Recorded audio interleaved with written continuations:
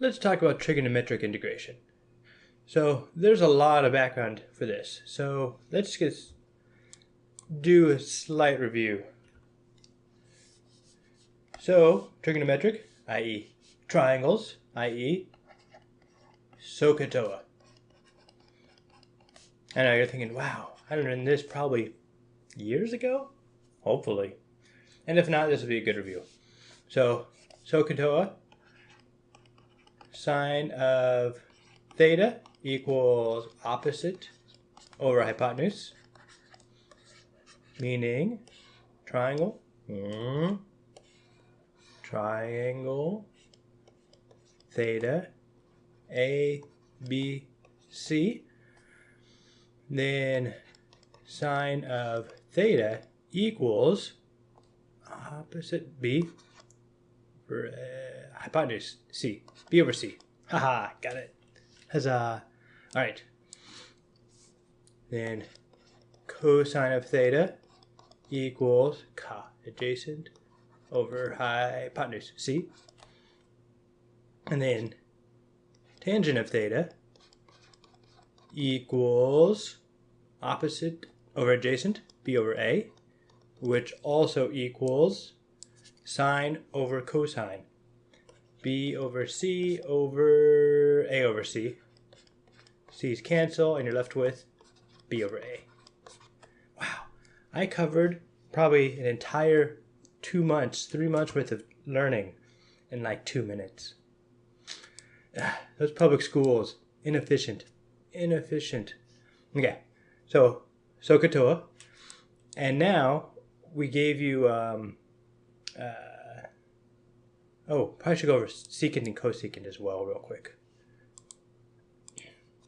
So secant is just a fancy, secant of theta, is a fancy way of saying 1 over cosine theta. And cosecant equals 1 over sine of theta. Okay? I'll leave up the SOHCAHTOA. Just because, oh no. Wow, you are an aggressive little S. Okay. So then we've already sort of forayed into the integrals that you've already seen from derivatives. So we'll do integral of sine of, I'll do x. Sine of x dx equals, and the way I've always done this, and I've mentioned this before, and you should know this from when you did derivatives. So we know that's going to go over to cosine theta. So we know that the cosine of, so the sine of integral, derivative of cosine is going to be negative sine. So we know these are going to be opposite sides. So what I do when I see sine of x, I know it's going to go over to cosine, but I'm never quite sure about the sine. And so what I do then is I just write out the cosine and then I take the derivative. And the way I know the derivative is how the function operates at 0. So cosine looks like this, which means that it goes negative. It starts off at 0 derivative, but it's going to go negative. So for cosine of x, you know it's going to be negative. For sine, at 0 we're going to have a positive. So sine going to cosine, you're going to maintain the sign. You're going to have the same sign, positive. So the derivative of dx of sine of x, we know equals cosine of x with the same sign, positive. And the derivative of cosine of x is going to be the opposite sign, negative sine of x. And that's just the mnemonic that I use to remember that. So here, integral of sine of x, as we've already talked about, equals cosine of x, and there's going to be to get from cosine of x to sine of x, derivative, i.e. this direction, we are going to have opposite signs. So sine of x is negative cosine of x. Similarly, we have cosine of x dx equals sine of x. And there's also a plus c. Shouldn't forget that. It's important. It is important. I bash constants from time to time, but I shouldn't. Right? And then you remember that derivative with respect to x of tangent of x equals secant squared of x, which is 1 over cosine squared of x. Therefore, if we're given trying to find the integral of 1 over cosine squared of x dx, we know that's going to be tangent of x plus c. And for up to this point, I've kind of taken that for granted, and without officially saying what's going on. But you guys are smart, I'm sure you're fine. And in the way, a little bit sidebar, the way that we find the derivative of tangent of x is we know that tangent of x equals sine of x over cosine of x, which equals sine of x. Did I mention I don't believe in the quotient rule? I don't believe in the quotient rule. It does not exist. Cosine of x to the negative 1. And then you do the product rule with u and v, and then you do a chain rule with the negative exponent. And it's kind of a pain, and that's why you memorize it, because that way you don't have to go through it all again. Okay? So those are, I'm going to write up the sine of x's and cosine real quick. So integral sine of x dx. Ooh, that's a good blue. Good blue, very strong. Negative cosine of x dx. Integral cosine of x dx. It's interesting how I do my x's different every now and then. Just kind of, I wonder if that means I'm a psychopath. I hope not. Though I guess if I cared about being a psychopath, I probably wouldn't be a psychopath. One of those contradictory things where I imagine psychopaths don't mind that they are. So the fact that I'm concerned about it means I'm probably okay. I don't know. I'm worried that I don't worry enough. Okay, so those were all pretty standard. So now we're going to go to some identities. You're like, wow, there's so many things we have to memorize. Yeah, there does tend to be with trigonometry, just a whole bunch of rules that you just kind of have to know.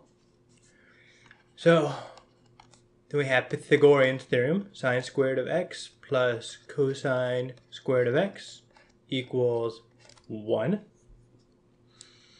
And then the other ones, there's 3 more that I like to know. They kind of go together. And this is probably what you already know in life. So you have cosine of alpha plus beta. No, cosine of alpha times cosine of beta.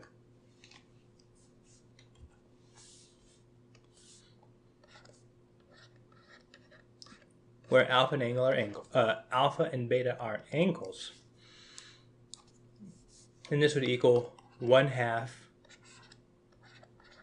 cosine of alpha minus beta plus cosine of alpha plus beta. And I'm going to present these 3 rules without particular explanation or justification at first, just to kind of get them written up. So then we could have sine of alpha,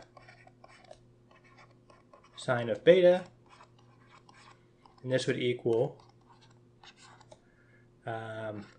cosine of alpha minus beta minus cosine of alpha plus beta.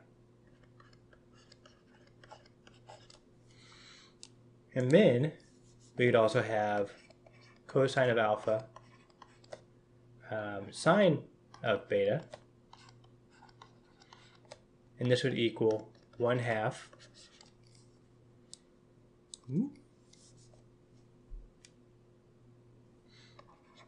sine of alpha minus beta plus sine of alpha plus beta. I think these are correct. Yes. I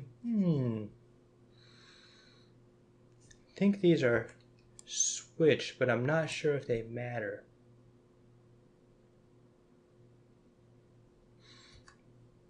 I'm going to switch them anyway, just in case.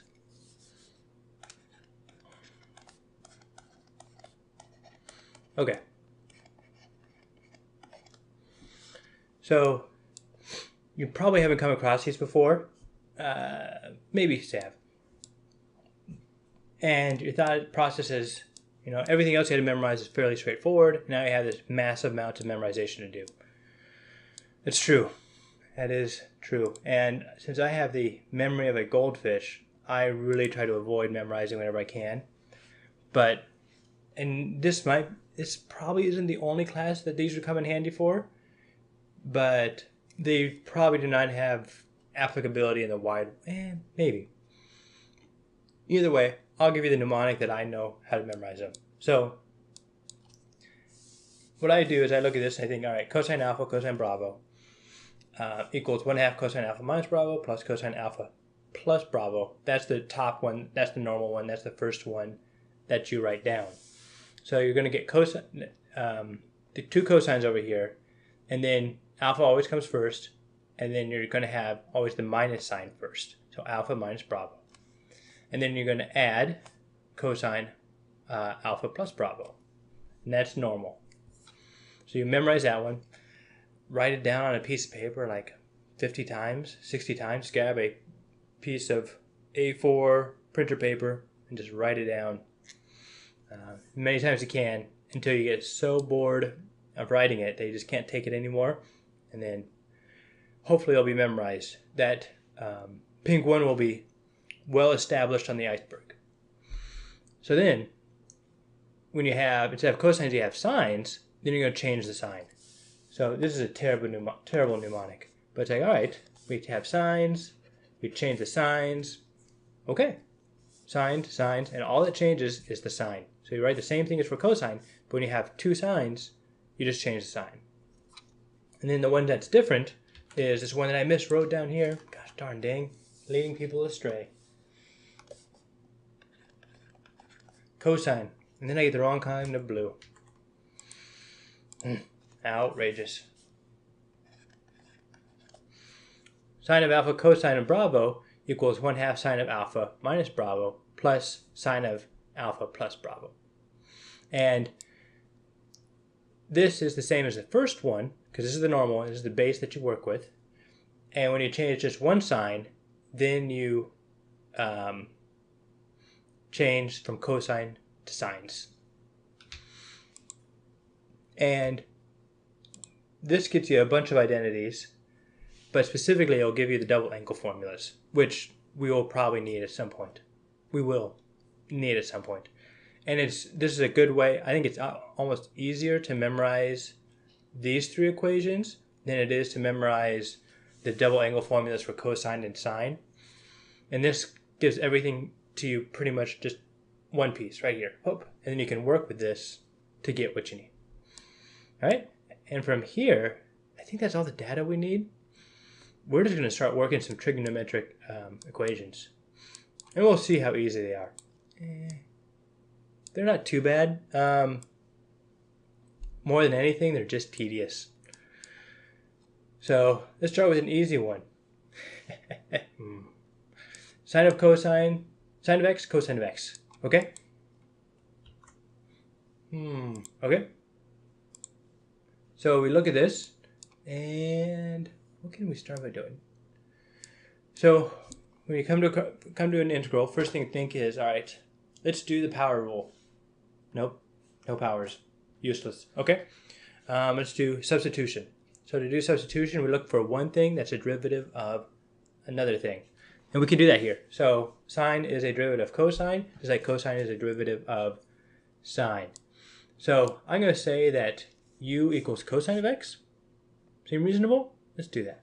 U equals cosine of x. Du equals sine of x dx.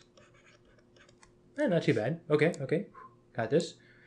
So then, got sine of x dx there, got cosine of x. Okay, so then we'll rewrite this as integral of u du, which goes to u squared, and this is an indefinite integral. So even if there were values for the limits of integration, I'd probably leave them off at this point because my goal would then be to go back to the original x.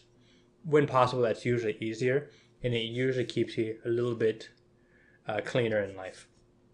U squared over 2 plus c, and I'll leave out the plus c for now.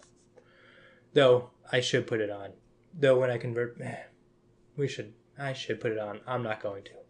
U squared plus 2, u squared over 2, which goes to cosine squared of x over 2.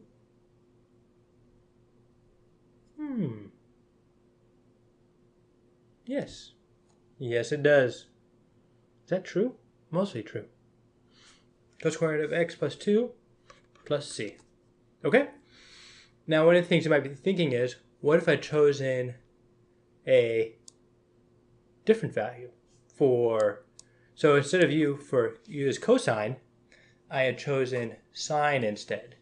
Well, we can do that. We'll pretend that this part up here doesn't exist.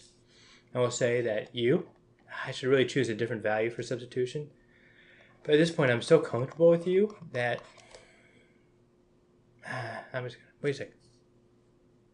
Is there supposed to be a negative there? Did I just fail everyone? Outrageous. Negative.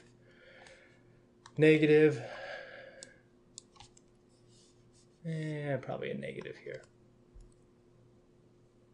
Yeah. Negative.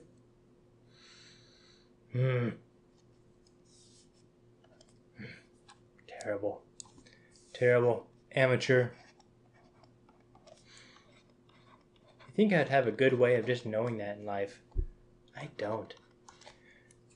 You guys thought I was bluffing when I said my memory was terrible. Turns out I'm not.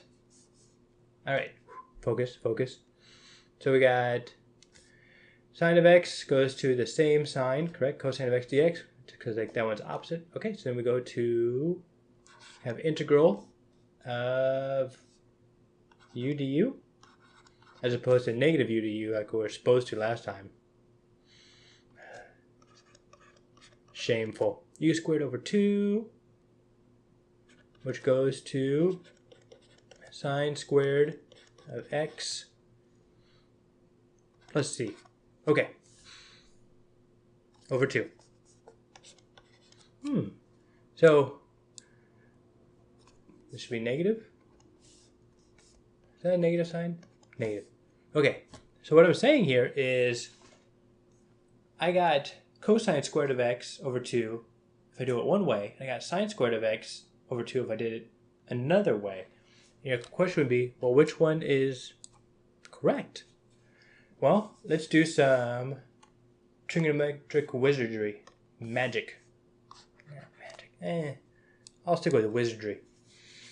Shenanigans. Okay, so we know that sine squared of x plus cosine squared of x equals 1. So sine squared of x equals 1 minus cosine squared of x. So, So then we'll have 1/2 minus cosine squared of x over 2 plus c equals, so this is based on our idea that these are actually the same. Negative cosine squared of x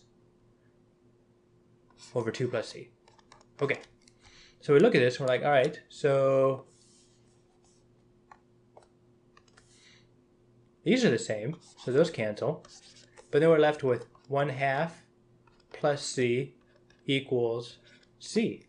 Well, these constants aren't the same. Though I wrote them as the same, they aren't. And my suspicion would be then that these constants probably differ by 1/2. So these are actually the same, but they're the same because of the constants involved. That's what makes these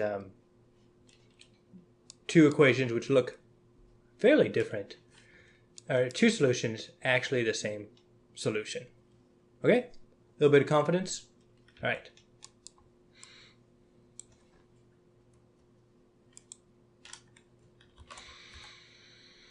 So that's how we do sine of x, cosine of x. To go back, to backtrack slightly, we do substitution. Use substitution, you can do sine of x or cosine of x. Your answer will be slightly different depending on which one you do, but they will be equivalent. Okay, time to kick it up a notch. We're going to escalate quickly.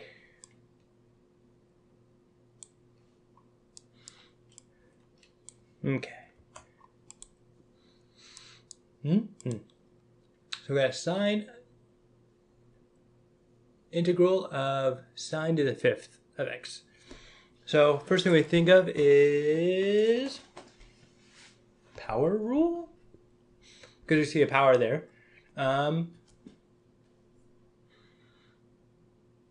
So we run through some of this mentally, and we think to ourselves, okay, so we're going to do the power rule, but since this is the same as sine of x to the 5th, we're going to get something with a cosine, and we're going to do a chain rule, which would be a substitution, which means something's not going to work out quite right.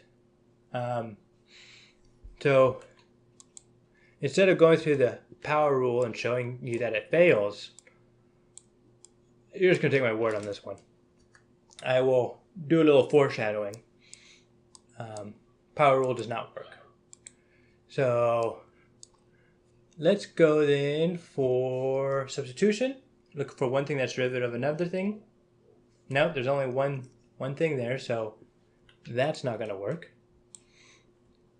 And so then we're going to start throwing in some trigonometric identities at it. You might think integration by parts? No. Okay, so we know that sine squared plus cosine squared. You can see how lazy I'm getting. I'm even dropping the x's now. I used to do the parentheses, and I do the x's. Outrageous. All right, so sine squared equals 1 minus cosine squared.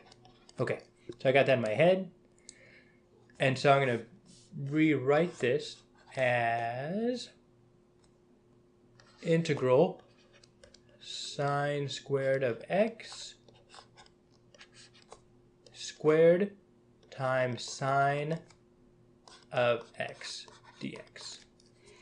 And so if you look here, I still have 5 sine of x's. So I have 2 to the sine squared is the same as sine to the 4th. And multiplying by another sine of x is going to give us sine to the 5th. So we didn't lose any sine of x's here. And now we're going to take this sine squared of x and rewrite it as 1 minus cosine squared of x squared sine of x. And now you're kind of seeing where the substitution will work, because you have one thing that's a derivative of another thing. And I have this thing that's squared, so I'm going to expand it. 1 minus 2 cosine squared of x plus cosine to the 4th of x, integral dx. Throw in a sine of x. There we go.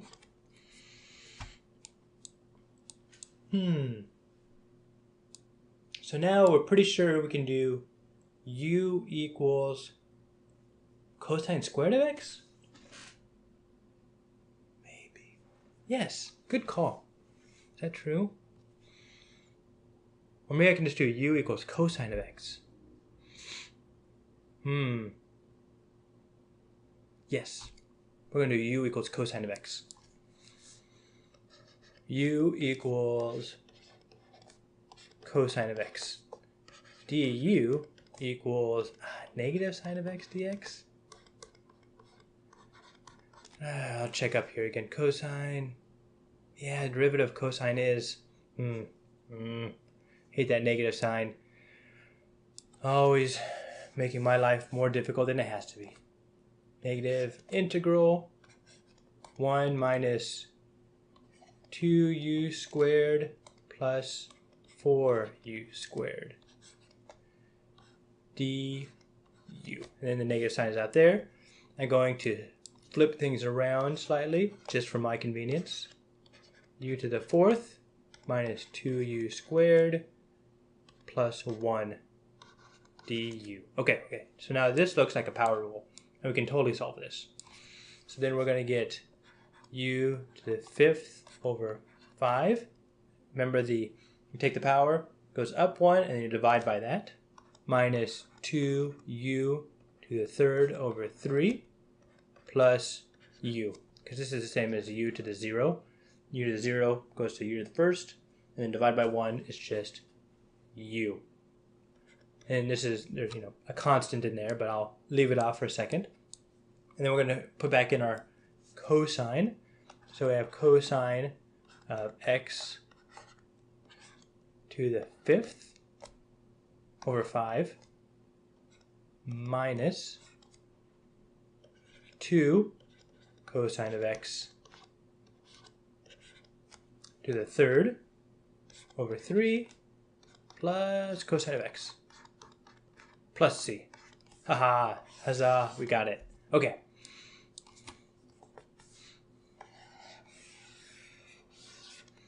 So, to backtrack, recap if you will, man, we did a lot more work than I first thought. So we had sine to the fifth of x. Looks really easy. We had to break it down using Pythagorean theorem to 1 minus cosine squared of x. And since we had an odd number of signs, which is one of the things you want to keep it out for, if you see a cosine or sine to an odd power, then you're always going to be able to use the Pythagorean theorem to break off 2 of each until you get until you get 1 cosine or 1 sine by themselves. And when you get that lone weak gazelle of a sine or cosine, then you can use substitution, and that's where you strike. So you do. So then we got the lone sine of x, did substitution, and then we just did the power rule, and we ended up with something that looked terribly complicated. I think this problem really kind of showcases how different derivatives and integrals are. Derivatives, you kind of go in and it's very formulaic. It's like, all right, you do this part, you do that part, you do this part, and you move on, and eventually you get your answer. Integrals, it's almost more guess and check. The analogy I use is you have like a puzzle in a box. You take your box and you shake it up real hard, and you look in the box and you're like, nope, not solved yet. Do some more shaking, look in the box, and you just keep doing that over and over again until the shaking, which is throwing trigonometric identities at the problem in this case, until the shaking kind of just solves the problem. There's a lot of guessing and checking. There's a lot of being wrong. And to an extent, there's a little bit of experience of like, okay, I've seen this kind of problem before. This is the path I'm going to start down. And then probably get frustrated, quit, and then start over. So that's the general strategy for how to do a lot of these trigonometric integrations. I know it's not reassuring to say that, but sadly, it's also the truth. I like things to be simple, straightforward in life. Alas, it is not to be. All right. So now we got another one. Oh, good, an easy one. No, I'm saying that just to lull you into a false sense of security. Okay. Get it centered. Lock it in place. Does this lock it in place? Ooh, locked in place. Haha. Okay. So you've probably been wondering, wow, why did you write up those whole set of equations, which you referenced to the half-angle formulas, but then you never used them? What an inefficient use of time. Sadly, no. Okay, so the last one we had sine to the fifth. And when we saw sine to the fifth, we noticed that the 5 is odd, so we can basically take off an even number of sine squareds, make them into cosines, and then we have one sine left over for u substitution. That's not the case now. So what we want to do is we want to convert these sine squareds into not squareds. And the way we're going to do that is half-angle formulas. So let's start with sine squared since this is the first one. We have this formula right there. So we're going to start by saying that say alpha equals Bravo. So then we have sine squared of x, because I'm going to say that, fine, alpha equals Bravo equals x equals 1/2. So then this is going to be cosine of alpha minus Bravo, which is x minus x, which is cosine of 0, which is 1. Cosine of 0 is 1. I didn't go over the unit circle. At this point, I'm kind of hoping you know it. If not, you should look that up. Wikipedia, unit circle. I think. Maybe. Or just trust your calculator. All right, so then we have cosine of 2x. And then we're going to have a cosine squared over here. And I'm just going to foreshadow and say we're probably going to have to do that one as well. So we'll do the top equation. Cosine squared of x equals 1/2. 1/2. Cosine of 0 again, which will be 1, plus cosine of 2x. Okay? This kind of reminds me of the difference of squares. So we're going to have these two multiplied by each other. So I'm going to go down here, try to get my mug out of the way.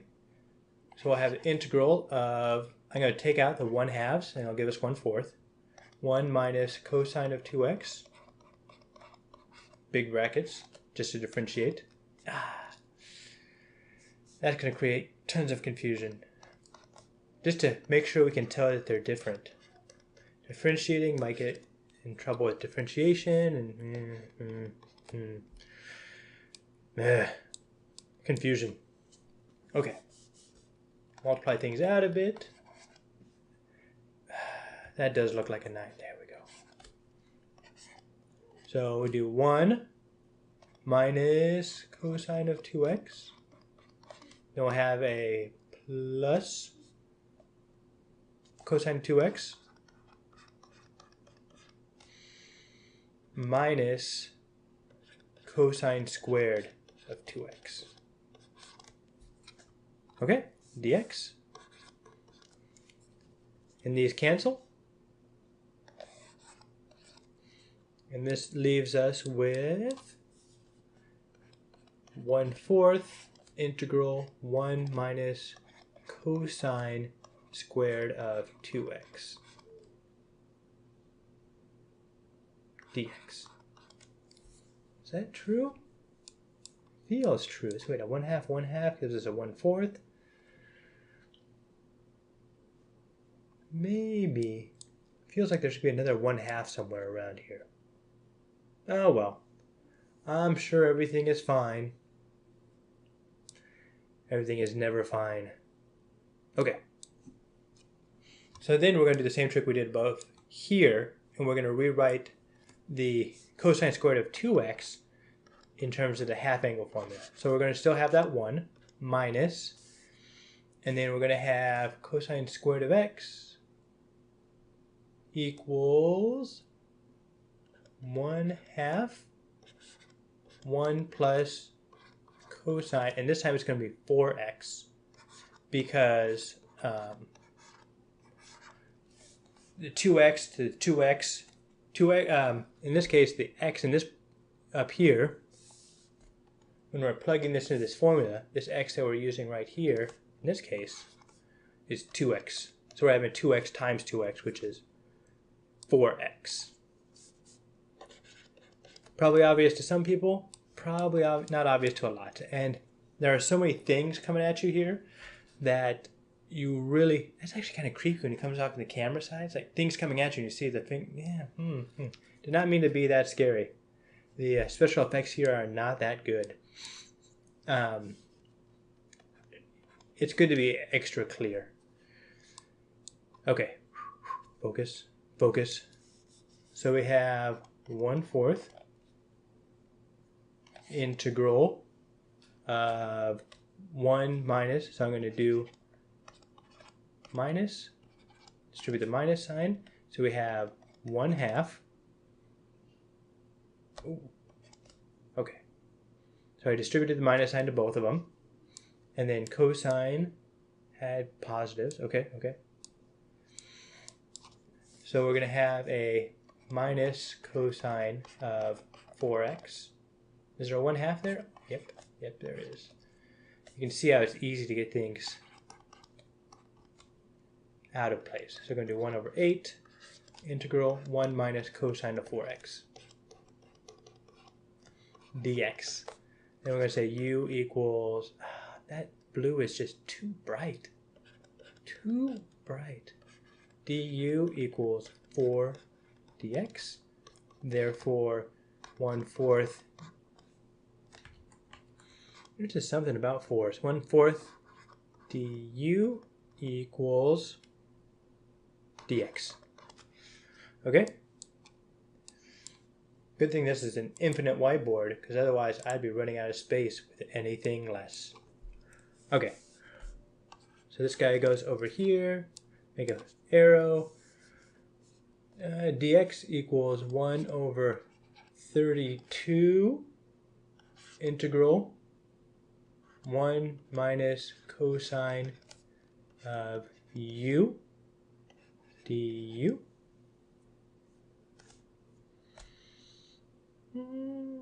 Maybe. Is that true?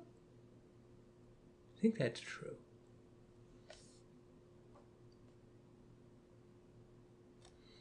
Let's see here. So it's dx multiplied by the whole thing. Yeah, it's probably true.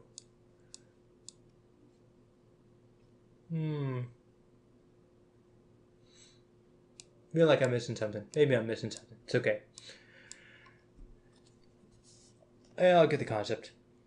Okay, so 1/32 u minus integral of cosine is sine, and we took the integral, so the derivative of sine is positive cosine. Oh man, I'm going to check this to be sure because I have made this mistake. Integral cosine, positive sine. Got it. Sine of u. Okay, so it keeps the negative. Keeps the sign. Okay. I need to learn that. I have no idea. I think maybe I learned the mnemonic funny one time and it just never stuck. Never stuck correctly after that. So 1/32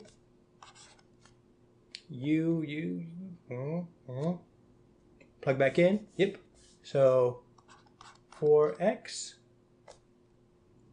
minus sine of 4x plus c. And then you might be wondering why I don't distribute the 32 to the c. You can. It doesn't matter. The c is just a constant, so it's not specified about what it actually is. So 4 divided by 32 would be x/8 minus sine of 4x over 32 plus c. Okay. And then this is our final answer right here.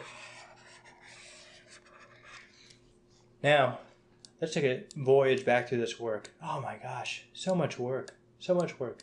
And that's one of the, once you kind of grasp the rules and you know where to go, these trigonometric integrations, they're not that difficult, but they are tedious and they are fraught with human performance traps. Like, there are easy ways to make mistakes.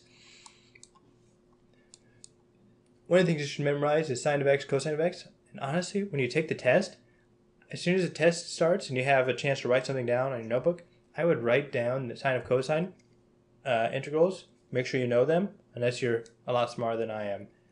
And then just look back at them.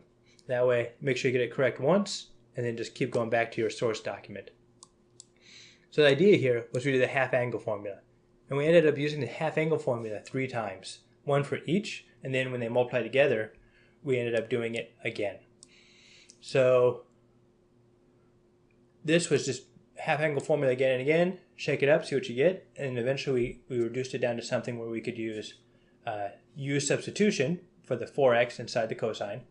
And then we also did the power rule for its, 1, I guess.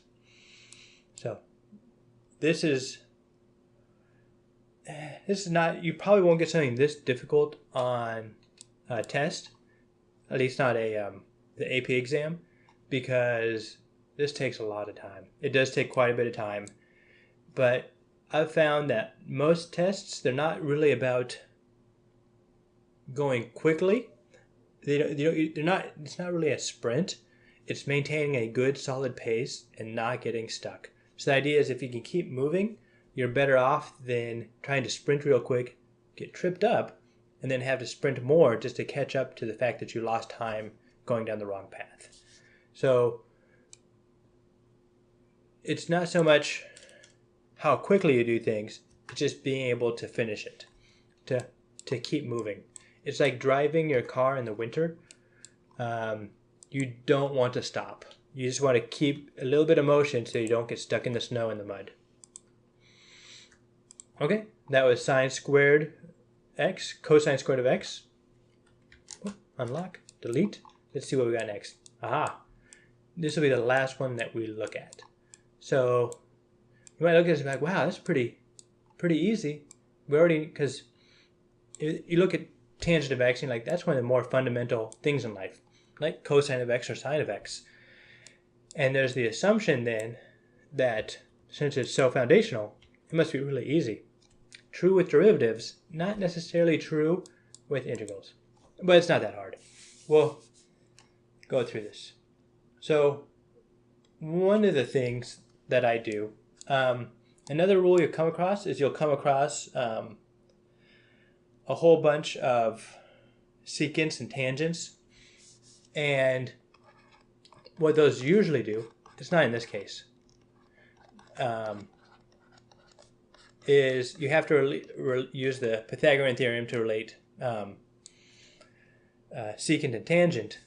And so what you do is, let's see here, if we divide everything here by cosine squared, then we'd get sine squared over cosine squared of x would be tangent squared of x plus 1 equals secant squared of x. And so that's just the Pythagorean theorem.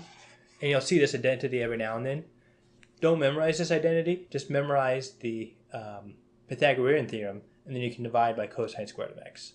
And that way it's one less thing you have to memorize, one less penguin that you have to have on your iceberg. Okay, so for this one, I don't feel comfortable with tangents. I try to go straight to sines and cosines whenever I can. And that goes back to the theory of you want your blocks that you're working with to be as foundational as possible, fundamental. And so when you put them in you put your blocks in your box and you shake them up, you're more likely to get something useful out of them. Break them up into smaller components. So, integral tangent of x. That's a terrible A. Outrageously bad, disgraceful if you will. Sine of x, cosine of x, dx. And from here you're like, okay, you see one thing that's a derivative of another thing. So you say u equals sine of x, du equals cosine of x dx. Yep.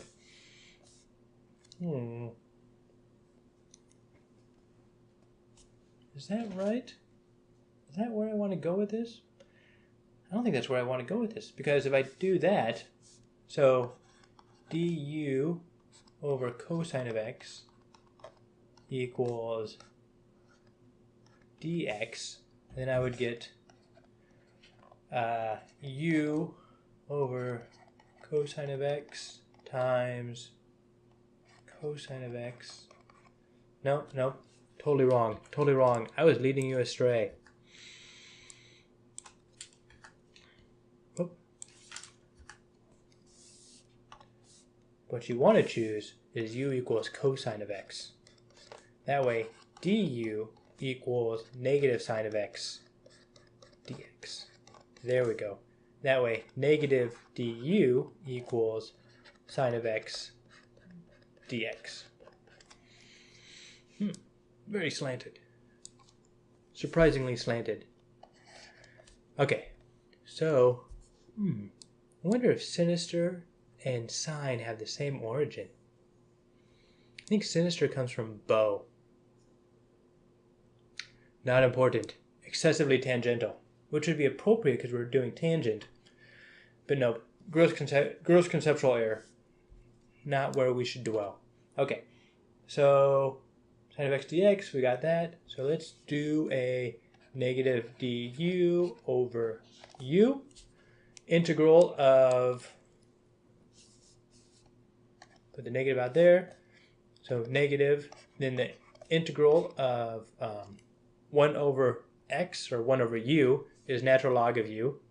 These should actually be absolute value signs because you can't take the natural log of a negative number. There's lots of rules out there that I never quite remember them, and that's one of them I never really quite remember. So the way I remember it, because actually that's not true. I remember every rule. I just remember some rules that aren't actually existent, that are wrong. And so usually when I get nervous and don't quite know if you can or not do that, I take my calculator and I just take like the natural log of -1. And when my calculator says, nope, end of the universe, I'm like, okay, we shouldn't do that. Okay, so back to so natural log of u plus c, which equals